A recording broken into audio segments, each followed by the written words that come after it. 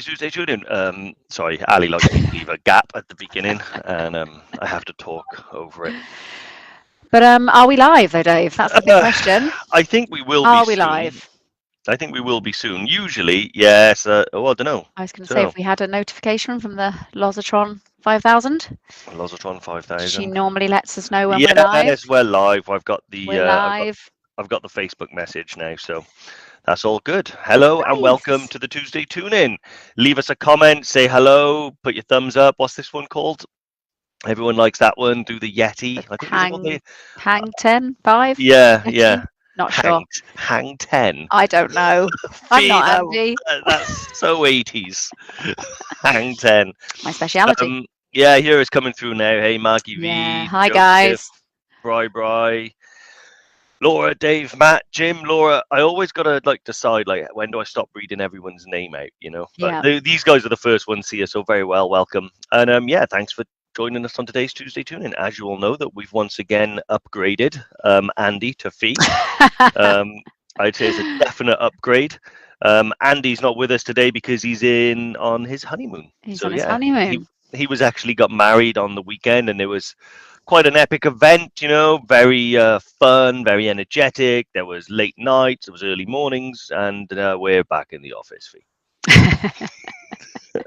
We're back in the office, but Andy and Jen are having a lovely honeymoon, and yeah, be back next week. So normal service will be resumed next week. Yeah, exactly. But one of the things that we're going to talk about today, see, I've got to be Andy now because normally I don't do I this. know. You're So the Andy. yeah, You're the Andy character. So yeah, after a weekend of partying and celebrations all round, we came back into the office on Monday. It's down to earth with a bump. And so, what's our live going to be about, Fee? So this week we're talking about training. Yes. And training, exercise, fitness. How fit do you need to be to do a trek? What do you do if your fitness has gone out the window with COVID and you've become a couch potato like a lot of us have? Yeah, how do you get it back on track? All good. Yeah, exactly. Because I came into work on Monday, hadn't exercised pretty much last week, all weekend, then pretty heavy, and then come back down to earth with a bump. And I realise now the trips are going ahead. We've got customers over in Nepal at the moment, so everyone's all of a sudden had to start training for trips again. And I was saying to Fee that I've really got to start training because I've got to go to Morocco in January. I've got EBC in May. And yeah, we were thinking to ourselves, then, well, how fit do you have to be? How much pressure should you put on yourself? What training works for you? What might not work for another? So we thought we'd do it today. And any questions you guys have about any aspect of the training that we do, that you want to do, any recommendations or anything like that you want to share, yeah, let's get going. So yeah, I can see Brian already lives in Essex, so it's about as flat as you can get. So he has to wobble around. Don't give me that. He's run marathons. But yeah, so talking about the training that we do, it's all going to be different for everybody. My training has actually had to adjust recently because of the knee. I used to incorporate some running, but those days are now gone. And it's all about, well, what training is good enough to get you to Everest Base Camp? What training is going to be good enough to get you to Toubkal? Are they both the same? Yeah, and I know, Fee, you're back in the gym now as well, aren't you? You've been good. Well, to be fair, you've been back. You never really left, did you? I did absolutely leave for quite a long time. It's interesting because we get asked this question a lot about how fit do you need to be to do EBC, to do Toubkal, to do any of the treks, and we're always, very much encouraging of people and say, look, it's fine. Sometimes people say, I don't want to be the slowest one on the trip. I don't want to hold people back, and we're like, no, don't worry, that'd be absolutely fine. But as Dave says, when it faces you and you're the person that's going on a trip in January, as Dave is, which isn't that long away, Dave, then you do start to think to yourself like, oh crikey, am I actually fit enough? And you do start to question. So we're kind of seeing it, I guess, from your guys' point of view now. So yeah, during the whole lockdown, the last kind of 18, 20 months, however long it is now, yeah, definitely lost a lot of fitness. Used to go to the gym quite regularly, train quite regularly. obviously the gym shut down. Tried to do bits and pieces at home, didn't really get on with that. Was doing yoga for a while, just trying to do bits and pieces. But it's so easy to just get sucked in by that latest Netflix series and that nice bottle of Belgian beer that's calling to you, and just decide to do that Yeah. instead of going for a run. But yeah, back into the gym now. Have hit a few issues with some sort of injuries. So the thing that I can never remember the name of, which affects the from your heel underneath your foot, Is it planctus. that plantar That's the one. That's the fasciitis? one. I can never There we remember the go. name of it. But yeah, a bit of that. So that's proved difficult in terms of trying to keep up the running. So yeah, but it's just, I think it's about what I've kind of learned over the last, I suppose it's 6 months or so I've been back in the gym, is just not to beat yourself up too much about things, not to set yourself unrealistic goals, to do what you can do and to just keep getting back. So just showing up, just getting your trainers on, getting outside, or getting into the gym. That's that first step. Once you've done that, once you've pulled on those trainers and you've stepped outside the front door, even if then you do something quite tame, you just go for a little walk around the block or what have you, that's a win. So all of that is winning, and the more you can do of that, that's when you start to really build up that fitness and push yourself that little bit further and realize that you can do it. So it's all about getting out there for me, I think. Yeah, that's what I think. Not beating yourself up too bad is a really big thing, I think. Hmm. Because when I had my knee injury and I couldn't do the things that I was doing, I'm not going to pretend like I was training hard before that happened anyway, but I was doing enough to kind of keep by. I was fit enough to do Kilimanjaro and stuff like that. So I usually kept myself ticking over.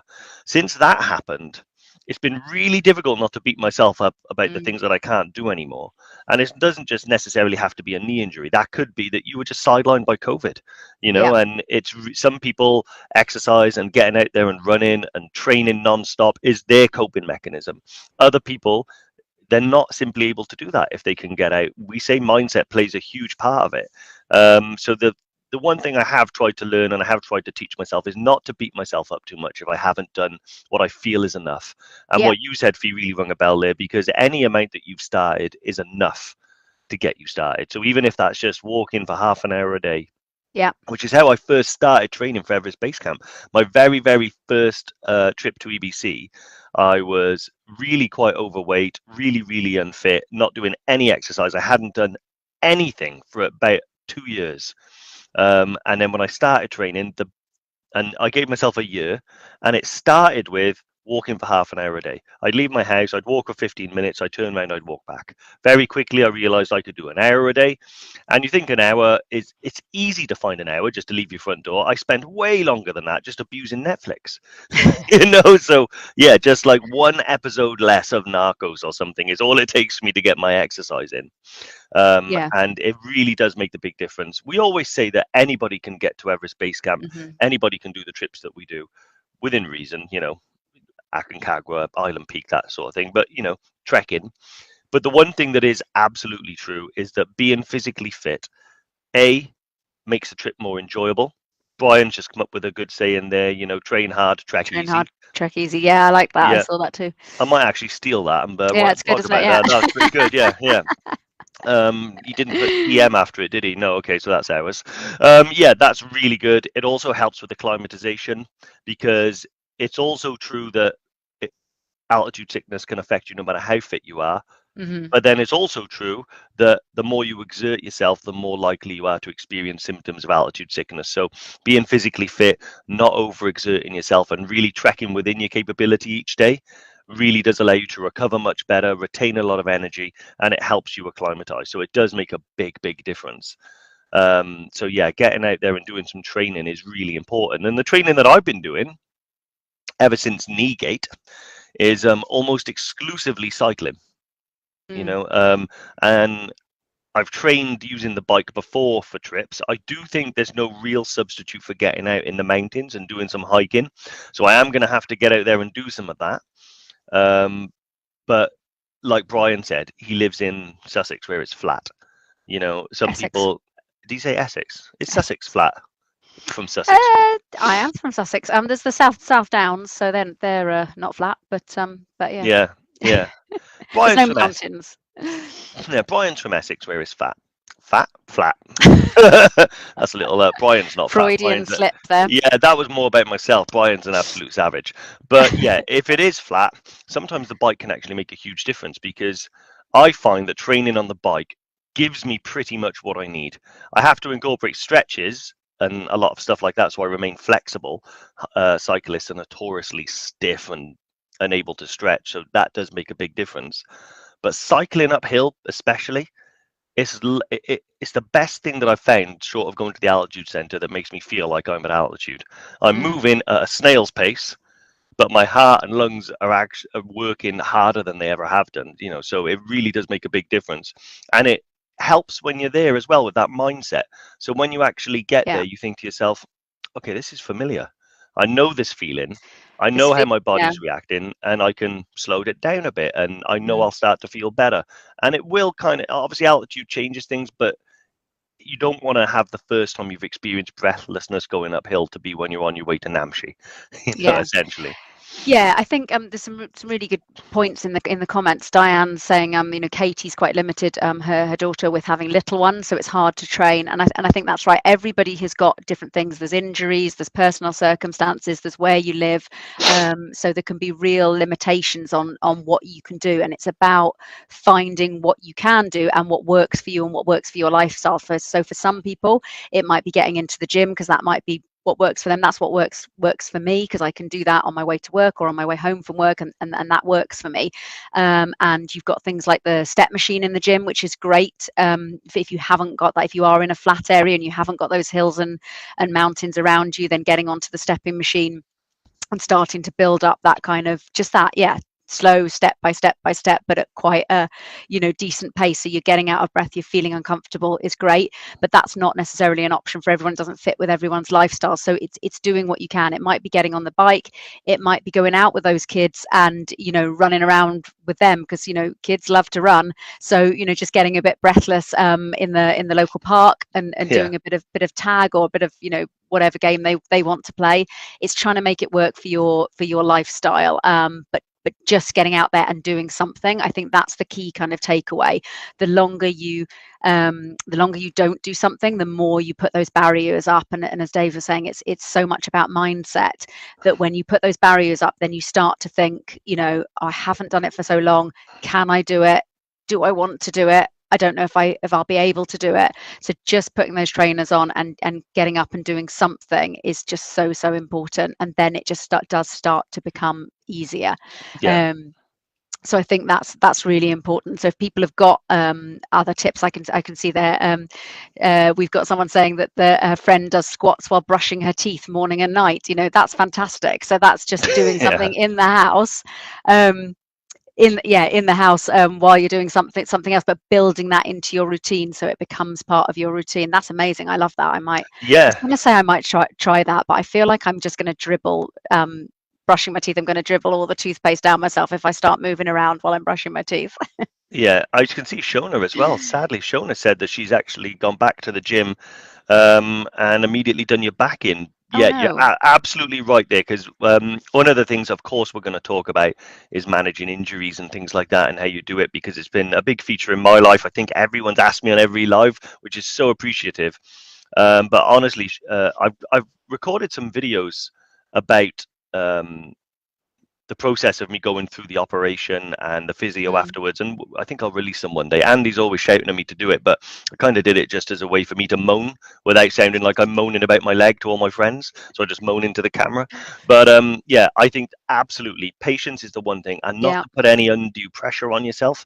If you're anything like me, Shono, then you woke up the day after you injured yourself and you were already annoyed that it wasn't fixed. Mm, And a week later I still wasn't fixed, and you won't be, and you'll be even more frustrated. And then before you know it, you might start to throw caution to the wind. I think I've said in the office a few times, I don't care about my knee anymore. I'm done with it. I'm just going to do whatever I want. But you're allowed to vent, but then it's important to come back around and understand that, you know, human beings inherently, we have these issues. As a bipedal ape, walking upright means that we yeah. do hurt ourselves, and we got to give it time to heal, and it will heal. and you will get back to where you were before, or if not to how you were before, you might even be an improved version because you'll amend your training to avoid further injury, and you'll find a way in order to do it.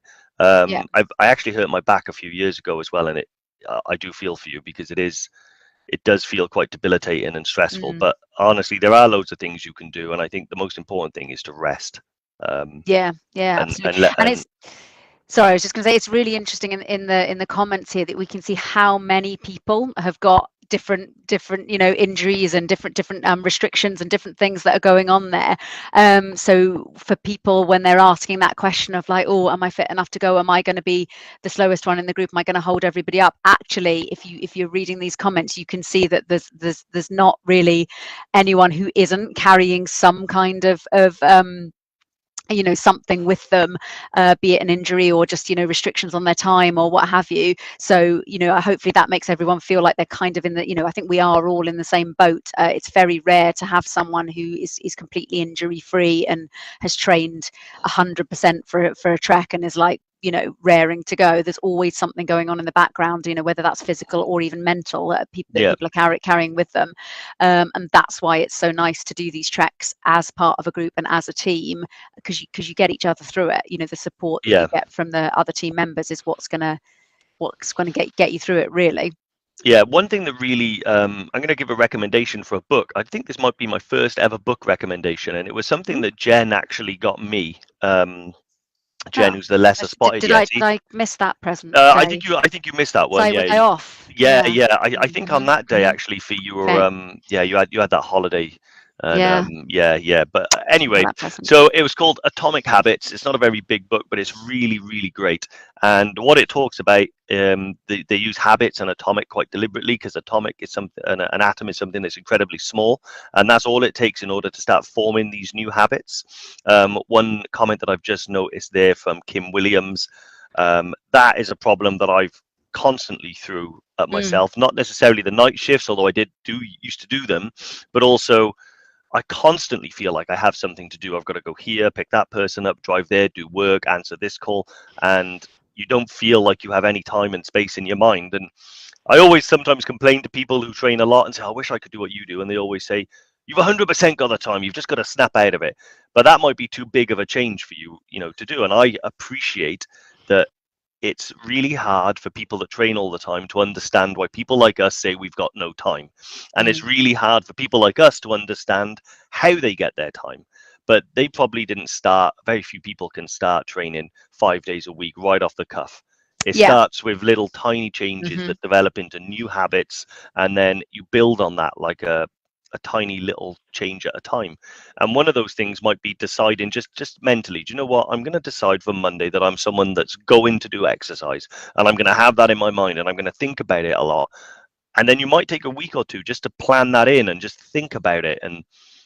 And then what you'll do is start walking half an hour a day, even if that means you have to get up earlier, which I Yeah. never do, which I never do. I'd rather go to bed later. So quite often when I started walking, I used to do my walking late at night. So at around 10 o'clock, before I think, oh, I'm going to go to bed now, I'll do half an hour and then I'll come back and I'll sleep better. And it made a little difference. And then within a few weeks, I was doing an hour a day. And then within 6 months, I could run 5K. Very soon after that, 0 miles to 5K was harder than 5K to a half marathon. Mm. That first 5K is the most difficult to attain. But then, honestly, when I went to base camp, I was the best I'd ever done. It was the fittest I've ever been that first time I went to base camp. And it started a year earlier by getting my lazy ass to walk half an hour a day. So honestly, Kim, you can 100% do it. But have a read of the book Atomic Habits, see how it'll work with you for getting the training done, and I guarantee you it'll make a big difference. Yeah, absolutely. Just reading through some of the comments, and I don't think there's anything that we've missed there. But there's a great comment from Jerome. Hiya, Jerome. Great for general fitness and muscle tone is getting an allotment. So back to what we were saying about what fits in with your lifestyle, and what works for you. So yeah, a bit of gardening, a bit of litter picking, whatever it might be, whatever fits with your lifestyle and fits with what you can do.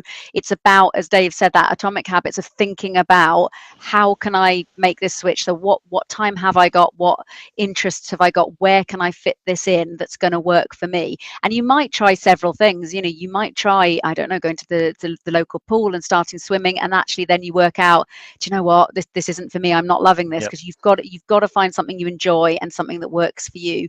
But then once you find it, then you'll be away, and you'll start off just doing a small bit every week, and then it'll start to snowball, and you'll find yourself just doing it more and more and more, and that's how you'll get your fitness up. But yeah, as Dave was saying earlier, actually getting out into the great outdoors and doing hikes and treks is a brilliant way of getting ready for any of our treks. So whether that's something you plan in on weekends, you plan in with friends, with groups, if a friend is saying to you, let's get together, we haven't seen each other for a while, let's have a drink at the pub. Why not say, yeah, great, let's do a couple of miles first, we'll do a bit of a hike, and we'll finish off with a pint in the pub afterwards. Yeah. To rope other people in as well. Yeah, it makes a big difference having a wingman with you. I see. I had a message here from Laura Douglas. Must be a relatively new viewer. Did I hurt my knee from hiking too much? Because I think I think I mentioned it a lot. No, actually, Laura. So I was hiking. I've always had a bit of a dodgy knee. Ironically, it was my right knee, which is now my good one. But it was always managed pretty well by going slower down hills. The introduction of hiking poles made a big difference for me when I was hiking, and also getting the right boot and insole combination. It took me a long time to figure this out, but I use a specific set of boots. The ones I use are Maindel Boutans, and I use an insole, which is a Superfeet Trailblazer. Both of those combined give me such stability in the foot, and then it goes right the way up to your back. That stability carries on. But I know I hurt my knee mountain biking. I completely snapped my ACL ligament in my left knee, and had to have an operation where they grafted some hamstring into my kneecap as a new ACL. The difficulty with that is that it just takes a long time to heal, about a year, to become a fully functioning part of your knee. Until then, it's very fragile. So I'm having to sort of, although I feel much better, I can't go back to doing what I was doing because I have the knowledge that if I do, I could fracture my knee again. But yeah, that was a barrel of laughs. That whole period. Honestly, though, friends got me through that big time. Like everyone in the office, like Fee, like everyone massively helped me because they give you such like cheers when you can walk to the cooler and get yourself a glass of water, and they I offer was you going to say, help. I was going to say to the coffee machine or to the kettle to make a cup of tea, but that doesn't really happen. So No. I tell you what, Fee did. You did for me. You gave me that pillow, which I I did my use. pregnancy pillow. I've never been pregnant, but pregnancy pillows are really comfortable. My friend was pregnant and got one, and I just had such jealousy levels. I just got myself anyway, despite not being pregnant. And then lent it to Dave because it's like a full body support. So when you're in bed or just on the sofa or what have you, you can kind of use it in different ways to support different parts of your body. So that was a bit of a Yeah. winner for you, wasn't it, Dave? Yeah, totally. I still use it now. I mean, I don't need to, so ideally I should give it back. But yeah, it's It's been yours now. yeah. That was a game changer. But yeah, everything. Andy bought me a wheelchair. That was That's true. so I could because there was a period where because I didn't just hurt my ACL, I fractured my patella as well, and did another little bit on the MCL, a little tiny tear. So what it meant was it was just a bit of a nightmare to walk. For some reason, Bry's asking you a pint fee, give your head a wobble. I know. I don't know what that means, but I'll give my head a wobble if that means you're going to send me a pint, Bri. Yeah, exactly. A really good message from Lewis there as well. He's mentioned that he's been diagnosed with fibromyalgia and really put a downer on things. And I understand because I've actually trekked with two people that had it, and they said it was incredibly difficult to deal with because obviously there's no physical signs. At least when I had my knee, I could look down and visibly see it was broken. But no, well done for all the things that you've achieved there, mate. You've done Toupcal, a couple other 4,000 and 3,000 meter peaks. Yeah, that's awesome. Keep going. And that's the one thing about overcoming these barriers that are thrown in front of your training, Mm. especially when you first start off. So if you were someone like Shona, but you'd never trained before, you go to the gym and 2 weeks in, you've hurt yourself. Well, you've got to think of it. Okay, you're going to recover. You will recover. Why did you hurt yourself? Maybe you were going too hard. I'm not saying this about you, Shona, but generally speaking, you may have been going too hard, too fast, and you may need to slow it down. Again, it's about those atomic habits where just little changes make a big difference. The first month you're in the gym, you might not actually see the gains, because it might all be about learning what sort of training you want to do. You might try some things and then put them aside and go back to doing others. But yeah, I'm loving some of the messages that are coming through here, because I'm really glad that it's kind of touched a nerve, because it's easy to tell the people that train all day, every day, what they've got to do, because they're Mm. already in that mindset.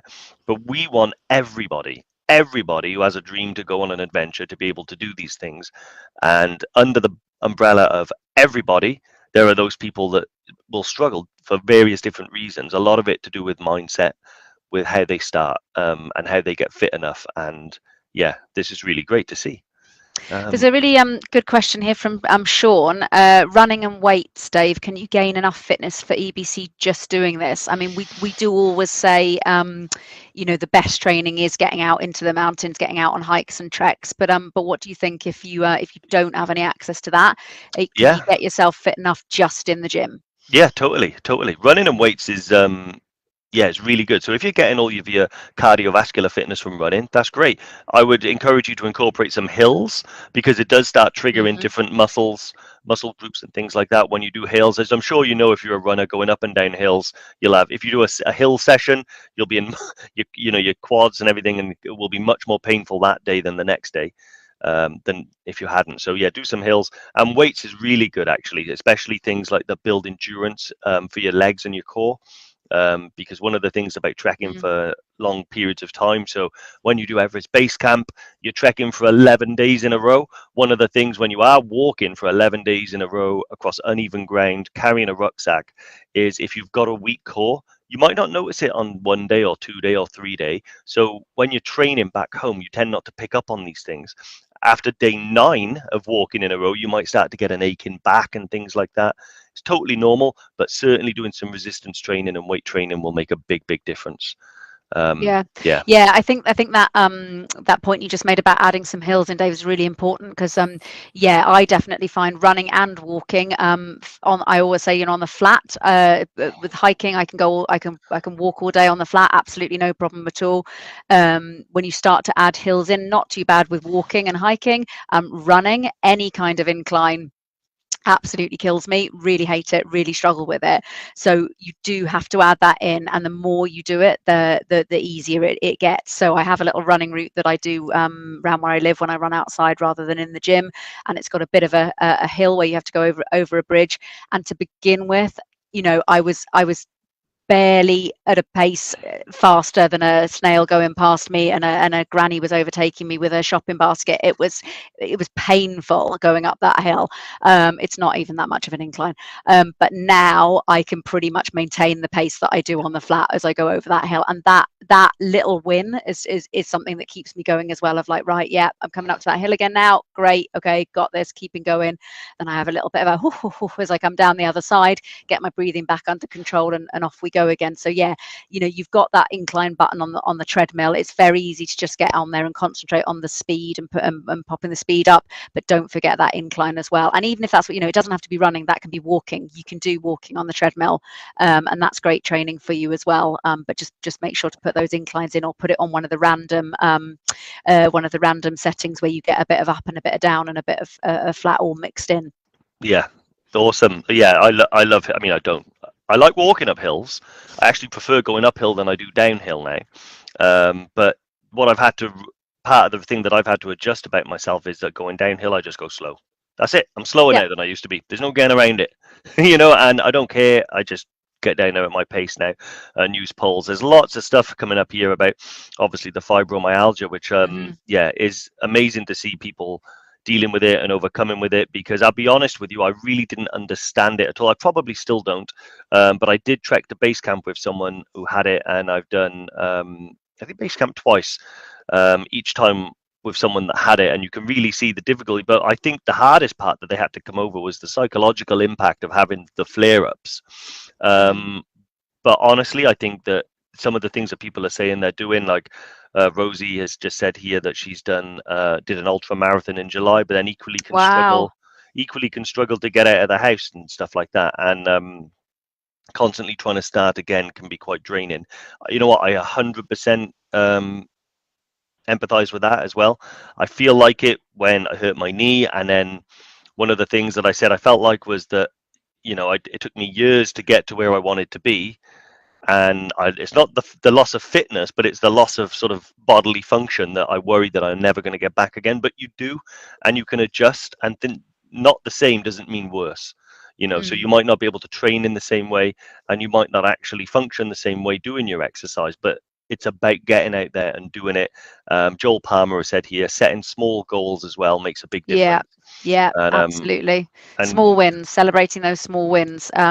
Sometimes you need to just reset, and you might not be able to do the things that you did previously, but just resetting, setting yourself a small goal, and then celebrating that win is really, really important. yeah, awesome. I think we might have some I questions was going to here as say, well. how are the cues doing? So let's have a look. So Karen Smith, if you train on your own, a great playlist can help. Metallica all day for me. Karen, I'm a big metal fan as well. So yeah, I love a bit of Metallica. Okay, so I'm going to dive into the questions. This will be a mixed bag as per usual. But if you do have any questions, anything you want to share, any experiences you want to share, that's what worked for you with regards to training, let us know, because these are watched by thousands of people, not just on the live, but afterwards as well. People pick them up on YouTube, and I'll try and read out as many things as I can to get people to get to hear your advice. But Dave Hampson, Mera Peak or Island Peak? Dave, you've done EBC, haven't you? I've done yeah, EBC and Gokyo with us guys in 2019. See, I never forget. Um, I think I spoke to Dave Hampson quite a few times as well. I've seen this defeat. I used to know every single customer by name, and now it's getting hard, but I retained some. You fancy Island Peak for the adrenaline rush, but don't fancy EBC again. Your buddy Ian has booked to go with us in November next year for Mera Peak, so you're also drawn to that one. To be Mm. honest, Dave, it's a little bit like choosing between apples and apples. They are different in a way. I think you can do Island Peak without going to Everest Base Camp.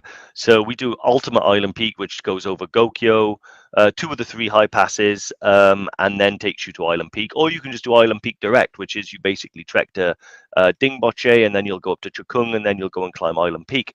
And yeah, an absolutely amazing achievement. You've got the ladder crossings and everything like that. Or you can do Mera, which is in a slightly different region. So you actually leave Lukla via a different path. And Mera has the sort of the stamp of being the highest trekking peak in Nepal. Beyond Mera, in terms of altitude, it becomes far more technical in order to reach there. So it's a difficult one to kind of tell you which one to go for. I would probably say if you've got a mate going and doing Mera, go Mm. do Mera with your mate. Yeah, That's what I would do if it were me, because I always think that an experience shared is an experience, amplified. Having done absolutely. summit in the highest trekking peak in the world with a mate, it's awesome. Yeah, but equally, do both. Uh, you know, come back down to Namche, chill for a couple of days, and go and do Island Peak. Happy days. Yeah, awesome. Fee, have you got the questions as well What on have we your got next? WhatsApp? I have indeed. This is unrelated to training and peaks, but someone's just asking how the wedding went and how the newlyweds are. So Diane, so just a quick response to that. Yeah, it was a fabulous day. It was really beautiful. It was a lovely location up in the Brecon Beacons, as you'd imagine. There was even a bit of snow on the top of the mountains for the wedding day. So that was especially for Andy. And yeah, it was a lovely day. Andy and Jen had a really lovely day, and are off on their honeymoon now. So yes, thanks to everyone for their well wishes to the happy couple, and yeah, it Awesome. went really, really nicely. What else have we got? So there's one thing I'm going to mention. Paul Dewhurst. I've met Paul. Absolutely great guy. But big true northerner. And this is a prime example, particularly of earlier on. I mentioned that sometimes people are injured, sometimes people have just been knocked by COVID, and it can really affect your mental state. And I know Paul has been booked on for a long, long time because I remember booking him in, Paul and his wife, and yeah, they've had to reschedule quite a few times. So now it's like, oh, so unfit. Am I ever going to get to EBC? Honestly, Paul, now is the time Mm. to really kind of show what you're made of. People are in Nepal as we speak. People have reached base camp. People have summited Island Peak, and by that I mean Evertrekkers. So Yeah. the trips are happening, mate. The trips are happening, and I know you're a keen runner. I see all the stuff that you're doing, and you say you're more unfit than ever, Paul. But something tells me you still run rings around me.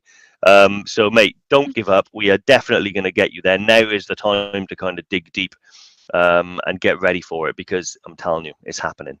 Um, yeah, and awesome. So we've got a question here from Suzette Oh, Teal. that's just the one I was going to read out. Go for it, Dave. Smash it for you. You can do it if you want. I'm happy for you to do it. So is EBC, is Kilimanjaro more difficult than EBC or vice versa? And Suzette's actually got, she's got both booked. So Kili booked in September 22 and EBC booked for April 23. So as speaking as someone who has done neither of those trips, this is what I have gleaned from Andy and Dave. They're different, basically. They're different treks. There's a different vibe to them. Both fantastic, both amazing treks. If I say anything wrong here, Dave, do jump in and correct me. But yeah, EBC is culturally amazing, really stunning landscape. So you're trekking through the villages and through the culture of Nepal, so you really get a feel for Nepal. You'll meet people in the tea houses. Obviously your guides and your porters are all local Nepalese people, so it's a really great way to experience the country, and you're trekking through the landscape, so you get amazing views. I mean, if any of you guys have seen, I'm sure you guys have seen some of the photos that we've been putting on from the people who are out in EBC recently and at the moment. Just stunning scenery, beautiful clear skies and amazing visibility. So it's just absolutely beautiful. Kilimanjaro, likewise stunning scenery. You get to especially at the higher altitudes, get to look down at the plains, the Serengeti, but that is much more you are climbing a mountain. Well, not technically climbing, but you're trekking up a mountain. So you're going up, you're coming down. It's much more of that kind of experience. And summit night, from what I've heard from Dave's descriptions of summit night on Kilimanjaro, I'm saying summit night rather than summit day, because I think Yeah. you start about 2 a.m. something like that, Dave. No, but between 11 and 12. Oh, okay, right, yeah, Yeah. a little bit earlier. But yeah, so that's that's not the morning, that's the night before. Yeah. Yeah. So yeah, that's a bit of a beast. But then you get that fantastic reward of the sunrise from the top, and having that amazing achievement. So that's my understanding of the differences. Dave, have you got anything you'd Yeah, want to pretty good. add? I think yeah, it's that really is comparing apples and oranges, EBC and Kilimanjaro. I think you'd have to do both to really understand what the differences are, because they are quite vast. Kilimanjaro is amazing. It's relatively, I mean, the demands of getting, so it's 8-day trek. 7 of those days are pretty manageable. The altitude is certainly challenging as you get higher, because you gain your altitude quite quickly, but it's building for one night, and that's summit night, Mm, as most mountains that you climb are. It's a build up and a build up and a build up, and then a push for the summit, and that's why they call it a summit push, because you really do have to push yourself to get there. So summit night is yeah, that's something to really experience. It was amazing. I've heard different experiences about it. We went there on the back end of a bit of a storm, so the night before it was like a Pink Floyd show in your tent. The sky was lit up. It was pretty amazing, but we had some quite high winds. Well, not scary winds in terms of like being dangerous, but just made it cold.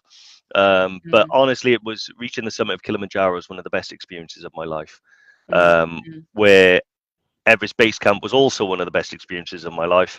But I need a whole live to kind of explain the differences. Maybe we'll do that. EBC versus Kili. Yeah, Sure, EBC I'm sure versus Kili. we might have done, but we'll give it a go revisit again revisit if that. we Well, need and to. actually, Laura was just asking there as a newbie, should I do EBC or Killy first? So, there's a bit of information there, Laura, about the differences between them.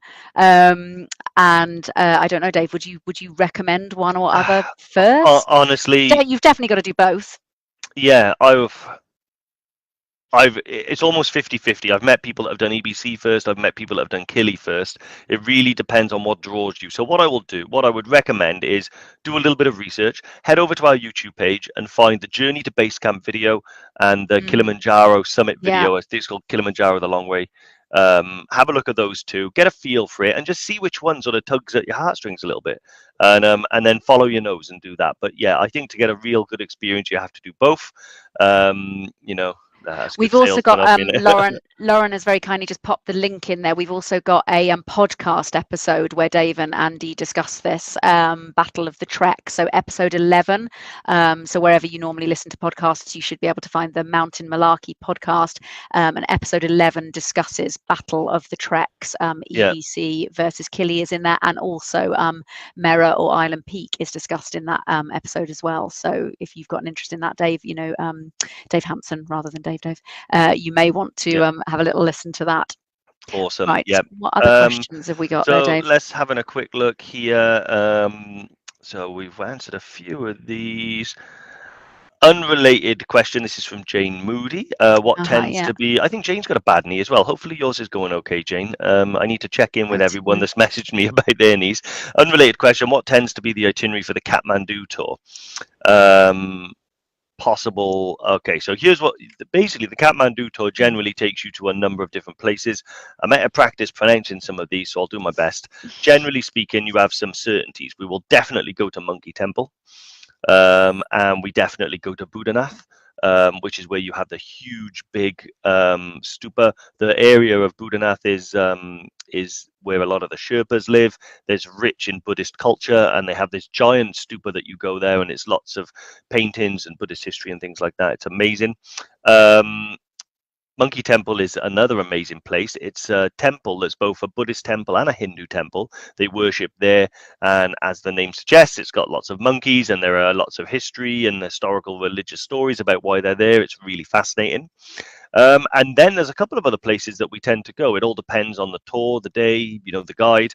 One of them is Kathmandu Durbar Square.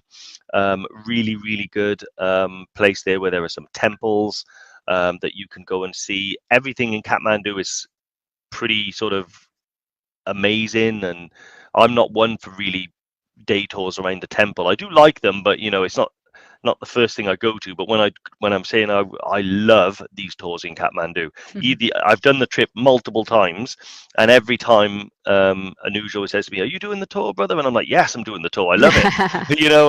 And another one is actually the temple, which I think is called Pashtu Pastanath. That's probably butchered. I do apologize. I should know. But this is quite an amazing place. But it can be a bit of a culture shock. So we're not actually allowed in the actual temple itself. We have to be on the other side of a river. The river is a tributary of the Ganges, and as a result, the live cremation ceremonies are taking place on that bank. So on the opposite side of the bank, you have families that are actually carrying out the funeral rites of their loved ones, their relatives, and carrying out the cremation on these pyres on the side of the river, and you get to watch it happen. And there's a process that they go through with their deceased loved one, washing the body and then finally carrying out the rites and cremating them. And it is fascinating. When you say it to some people, they might think, "Oh my God," but actually it's not dark or disturbing at all. It's fascinating and it's amazing, and it really gives you an amazing perspective on life outside of what we know. So yeah, that would be the tour in a nutshell. It can depend. Sometimes we have to fly from an airport called Ramachap. This all depends on what the Nepalese government tell us about the airport. So they may not allow everyone to go from the airport. They may start doing work in the airport, which means that flights become unreliable, because if the work gets delayed, flights get delayed. So sometimes we make the call to go to another airport called Ramachap. If that happens, the day tour is cut kind of short, and then you go back to the hotel, get all your kit together, jump in a minibus and do a 4 to 5 hour drive to Ramachap. It can be quite bumpy. It can be quite, there are some drops. It's a little bit of an adventure in itself, but you didn't go to Nepal to go to Everest Base Camp to have an easy time, did you? It's adventure travel, so that's it. So yeah, hopefully, Jane, that's enlightened you a little bit. There's another question we've got here from Craig, which actually, yeah, I'm probably quite interested in what you think of this, Dave, being as this is the trip that I'm probably going to do first. How difficult is Machu Picchu? Thinking about knees in particular, as well as the altitude. So obviously, Machu Picchu's slightly lower altitude than Kili and Everest Base Camp, but it is still at altitude.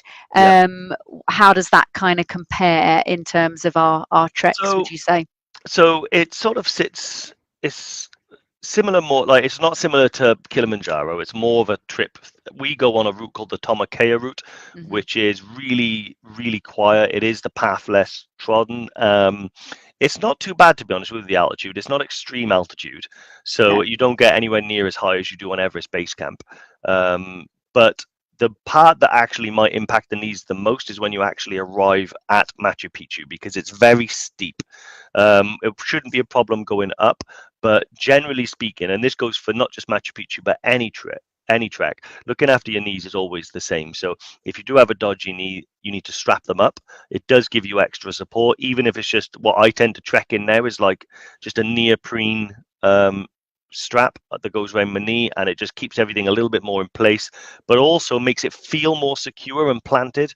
So when I put my knee down, it just feels more secure. You can also achieve that through training and everything like that, but if you do have a dodgy knee, that just helps. And also trekking poles, I can't stress it enough, they make a massive difference. Sometimes you start using them and you think, are these even working? But trust me, over a long trip like Machu Picchu or Everest Base Camp, where you're using them day in, day out, going up and down hills, at the end of the trip, your knees will be in better shape than they were if you hadn't used them. And particularly on a steep decline, you can get the arms involved, taking some of the body weight. And there is a stat out there that it takes something like 30% of the strain off each knee. And yeah, also lessens the impact and stuff as well. So hopefully that's helpful. Sorry, Phoebe, I've got a serious question from Bri, which I don't know what to. I don't even know how to react to it. Don't know what to make about that. Well, I might have to call him afterwards and see if he's okay. Serious question for a change. Do you have acclimatization days on Kili? So they are pretty much built into the trip. So when you're going up a peak like that and you want to acclimatize, we talk about climb high, sleep low. Really, there's no way of doing that without coming back down the mountain, which we want to try and avoid if we can on a trip such as Kili, because the mountain's so big, you can't afford the time to go down. So what we do is, there's many ways you can get to Kilimanjaro, some of them 5 days. We do the longest route, which is the Lamosha, which is 8 days. What does that mean? It means you start low and you climb gradually. So you have climatization days where it's sort of built in to the length of the trip itself. You just gain the altitude so gradually. And then there are a couple of points on the trip, one before Lava Tower, which I think might be Shira 2, where you'll actually arrive at the camp, you'll relax, you'll have some food, and then you'll do an acclimatization hike. So you'll go pretty much halfway up to Lava Tower, then you'll come back down to the camp and sleep there. Then the next morning, you'll walk all the way up to Lava Tower, register the altitude that's really high. Then you'll go all the way back down again to Barranco camp. So the actual nature of the climb itself takes you high and then low. So that's how we acclimatize on Kili. It is a tougher trip, I think, to acclimatize on than, say, Everest Base Camp. Because of the nature of it, you're going higher in less time. But unfortunately, that's the only way you can do Kili. Yep. Absolutely. Accommodation on Machu Picchu Sanctuary Lodge, is that somewhere that we stay at, Dave? Paul? I don't believe it doesn't ring a bell with me. I don't believe so, no, because of the route that we go, doing the Tomakea route. It actually goes on, because one of the issues that we have with doing the Inca Trail, and even one of the other trails, which I've forgotten the name of, Salcante, is that they attract huge numbers of tourists. So you do end up in a situation where you are at the back of a huge queue for quite a lot of the time that you're trekking there. So we go via another route, which is the Tomakea. It's far more adventurous. There's far less people. You have much more time on your own to experience the region. So I'm not familiar with the Sanctuary Lodge, but Paul, I will do some research and get back to you and see if it's something that we can do. Fantastic. Um, um, I so think we covered most of the questions there, Dave, I I think. can see some more in the We've got comments. a few more coming in. Yeah, Dave Rimington has asked, can you buy Ah. painkillers on EBC? Yes, you can, my friend. You actually have this pill that I really like, and I've only seen it there. I call it the Super Mighty pill. And basically, in one pill, it's like 2 paracetamol and 2 ibuprofen in one pill. It's called the Super Mighty pill. Wow. It's not called the Super Mighty pill. I call it the Super Mighty pill. As soon as I get to Namshi, I tend to stock up on Super Mighty pills. And they're really good if you start to sort of feel like you're getting some altitude headaches, or if you're getting some aches and pains that really need managing. They really do help. Personally, I think whenever I go to altitude, I always bring paracetamol and ibuprofen. Yeah. Ibuprofen and paracetamol, they really just help with, because everyone will get a headache when they go to altitude. You can't avoid it. You go in the sea, you'll get wet. If you go to altitude, you'll get a headache. It's part and parcel of the way it goes. And sometimes just having some stash of painkillers just takes the edge off, makes you be able to walk around and not worry so much about it. So yeah, that's what I recommend. Yeah, absolutely. I think we've pretty much I think we've covered covered it, haven't we? everything, Fee. If anyone's got any questions about training, or anything else that they want to bring up, then drop it in now. All I want to say is, yes, this is the last day of our discounts, Absolutely. following on from our competition. So at the moment, if you did want to book onto a trip with us, today's the best day to do it this year.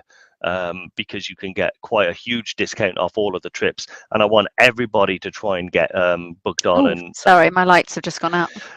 yeah, there we go. I know I've had there was a message here from someone, I think it was Oliver, that said that he's booked on 3 peaks, 3 passes. I think, did you book on with someone else, Oliver, as well? Because I think I saw those come through yesterday, and I think it was a couple of 3 peak ones come through. Yeah, so awesome. If anybody wants to book on, if you have any questions, if you are hovering over the book button, now's the time to ask us any questions, because you can get £250 off any trip over 1,600 quid. Basically, all that means is it excludes 2 gallon training weekends. And then if you want to pay monthly, which the majority of people tend to, we wanted to put an extra incentive, and you can get another 100 off. So that could be 350 off that. But yeah, I think that's it at the moment. So anything else that anyone has, drop us a message. We'll be happy to chat. Otherwise, nice express one like the old days, Fee. We got done in 15 minutes. That wasn't bad, was it? Yeah, and normal service will be resumed next week when Andy will be back in the house. Awesome. Right then, guys, thank you very much. Take it easy, and I'll see you all next Tuesday. Thanks, guys. Good to see you all. Bye.